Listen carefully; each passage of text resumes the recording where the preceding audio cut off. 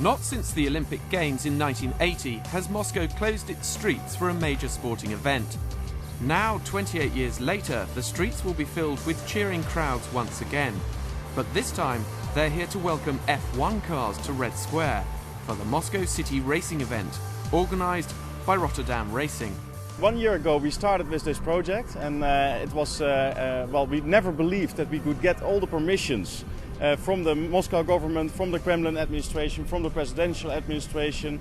But in the end we succeeded, and don't ask me how, but we succeeded.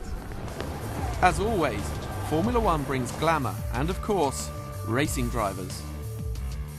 Nico Rosberg jumped at the chance to drive an F1 car around Moscow and explained just what he had in store for the crowds.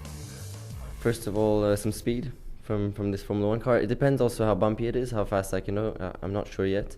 Other than that, some burnouts, some noise, so it should be fun. Just off Red Square, the AT&T Williams team set up a complete mobile garage.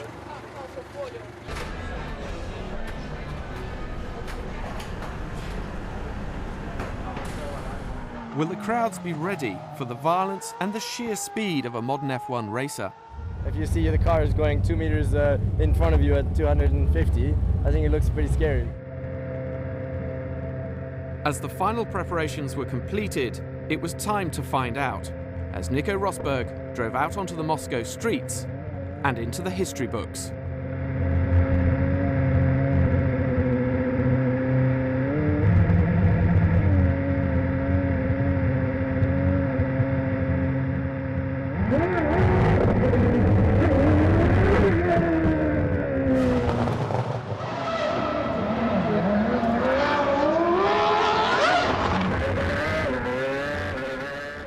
So, could Russia host a full Formula One race in the future? For Nico Rosberg, it's a tantalising prospect. It would be a really interesting place to go for Formula One, I think. Also in terms of fans, I'm sure they would be really enthusiastic once they start to get introduced to the sport and everything. It's a fantastic sport, so I don't see why the Russians couldn't be really into it.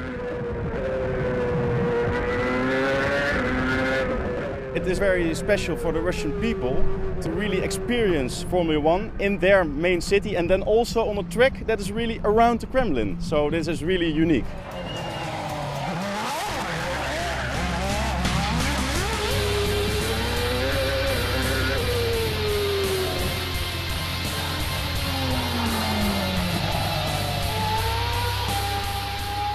It was a really, really cool event.